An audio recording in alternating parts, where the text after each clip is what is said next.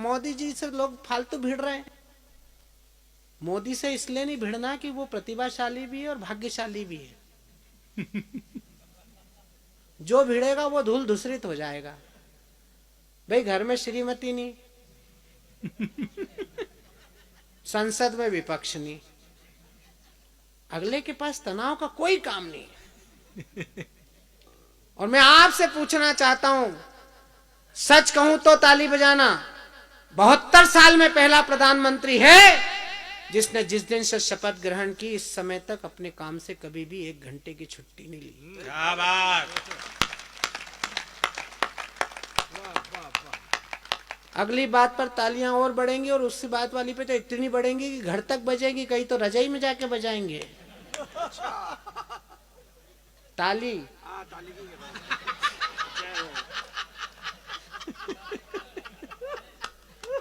72 साल में पहला प्रधानमंत्री है जो एक खानदान की समाधियों को छोड़कर दिल्ली में मध्य प्रदेश में चंद्रशेखर आजाद की जन्मस्थली को प्रणाम करने आया। क्या बात भाई साहब, कमाल।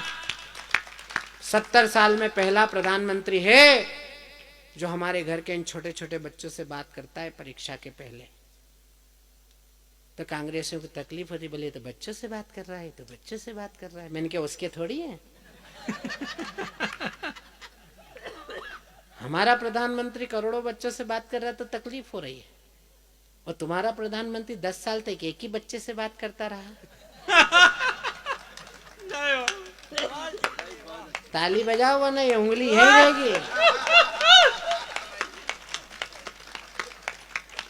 वो बच्चा बड़ा ही नहीं होना चाह रहा है, बताओ। तुम्हारे आया कि नहीं आया माता ने, हमारे मध्य प्रदेश में आया, बैतूल में चुनाव सभा में बोला, बोले मैं पांडव हूं। जैसे ही वो बोला कि मैं पांडव हूं तो शिवराज सिंह उधर से बोले, बोले पांडव है तो द्रौपदी बता। अब वो उसका दिमाग खराब हुआ, उसने कहा ये तो नई आफत आ गई। तो उसने पीए को बोला, बोले इधर आ, ये कौन था पांडव। बोले था। जैसे उसने पूछा कि पांडव कौन था, तो जैसे आप सब मौन हो गए ऐसे ही पूरा पांडाल मौन था। पीए ने कहा कि सर वो था नहीं, थे। बोले जो भी हो बताओ यार, ये भाजपा वाले पीछे पड़ गए तो चिंदी का ताजमहल बना देंगे अभी 2 मिनट में। तुमने मेरे को उलझा दिया है पांडव बुलवा के, मुझे बताओ ये पांडव कौन था, नहीं तो कल जवाब देना पड़ेगा। अब पीए ने सोचा कि जिसने ढंग से भारत नहीं देखा उसने महाभारत क्या देखा होगा।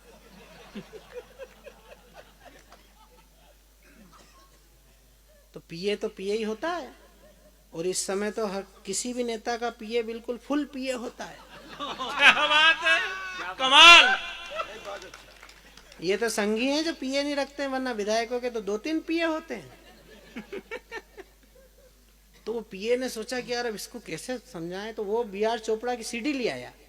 पीए देखो बहुत चालू चीज होता है। हो पीए वो बी.आर. चोपड़ा की सीडी ले आया ना, उसने फंसाई महाभारत दिखाने के लिए। तो वो उसकी किस्मत इतनी खराब कि द्रौपदी के चीरहरण वाला दृश्य लग गया। वो एक महिला की साड़ी खींची जा रही है, एक तरफ वाला खींच रहा है, इधर 5 लोग सिर झुका के बैठे हैं, इधर वाले हंस रहे हैं, इधर वाले बड़े लोग चुपचाप बैठे हैं। ऊपर से एक आदमी को कोई काम नहीं है तो वो साड़ी बढ़ा रहा है। उसने ये दृश्य पहली बार देखा, उसका दिमाग खराब। बोले क्या हो रहा है, एक महिला की साड़ी खींची जा रही है, 5 लोग सिर झुका के बैठे, कौन है ये। पीए ने कहा सर यही पांडव है। बोले निकाले जूता, ये बताने की क्या जरूरत थी, इधर वाला बता देता। बोले सर उधर वाले खींच रहा है। तो उसका ध्यान ऊपर गया कि यार ये आदमी ढंग का है। तो उन्होंने कहा ये बता देता कि सर ये तो बता ही नहीं सकता, तो हमारे भगवान है, श्री कृष्ण है, इनकी 16,008 रानियां थी, अपना तो बोनी बट्टा ही नहीं हुआ।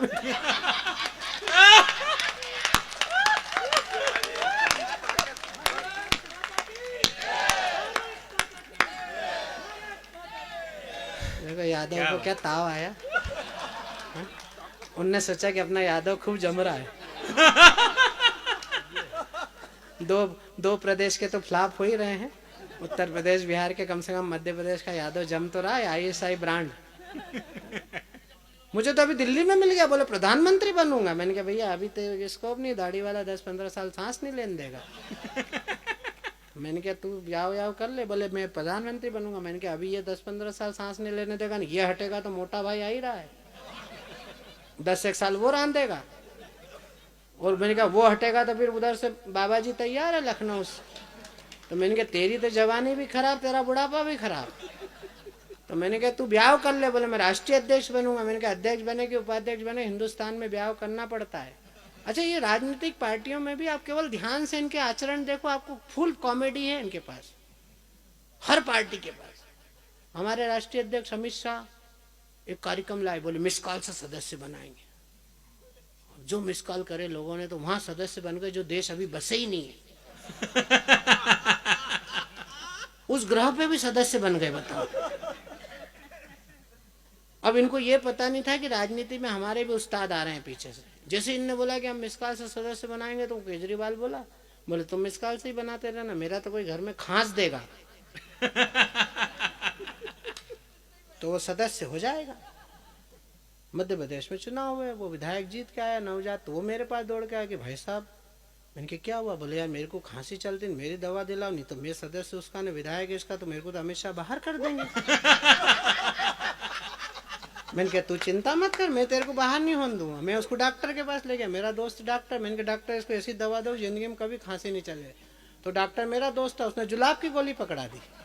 मैंने उसके पैर पकड़ लिए। मैंने कहा ये क्या करा तूने? उसको खांसी बंद होने की देनी थी, जुलाब के पकड़। अरे बोले शशिकांत जी, मैंने ऐसी दवा दी है कि खांसने के पहले 3 बार सोचेगा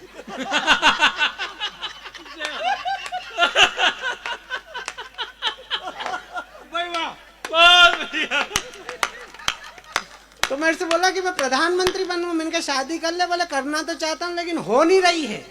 मैंने कहा ये हिंदुस्तान है, या जो काम कोई नहीं करता वो हमारा भगवान करता है। बोले यही तो संकट है, किस भगवान की प्रार्थना करूं? 33 कोटि देवी देवता वैसे ही 15-17 टीवी पे घूम रहे, किसकी प्रार्थना करूं? मैंने कहा मैं बता रहा हूं उसकी कर। मेरे कहने से उसने गोविंद देव के मंदिर के सामने खड़े होकर प्रार्थना की, जयपुर में भगवान कृष्ण भगवान के मंदिर के सामने। बस उसमें से एक ठाका निकाल के लाया हूं। राहुल गांधी भगवान श्री कृष्ण की प्रार्थना कर रहे हैं, देखिए कैसे आनंद आता है। 4 पंक्तियां सुनिए कि कैसा भाग्य लिखा मेरा भगवान, भारत में भीगी भीगी रात में भी भीग नहीं पाता हूँ। क्या बात है? आहा, क्या आनंद आया आपको। मतलब आप भीगना भी जानते हैं और भीगी रातें भी जानते हैं। कई अनुभवी लोग बैठे हैं यहाँ पे। कि कैसा भाग्य लिखा मेरा भगवान, भारत में भीगी भीगी रात में भी भीग नहीं पाता हूँ। सारी दुनिया सुहाने सपनों में खोती है, तो मैं तो आधी रात उठ उठ डर जाता हूँ। और देशी और विदेशी भव्य भोजनों को छोड़कर झोपड़ी में रूखी सूखी रोटियां चबाता हूँ। और माशुका की जुल्फे तो भाग्य में नहीं है मेरे, ममता मुलायम के नखरे उठाता हूँ। माशुका की जुल्फे तो भाग्य में नहीं है मेरे, ममता मुलायम के नखरे उठाता हूँ।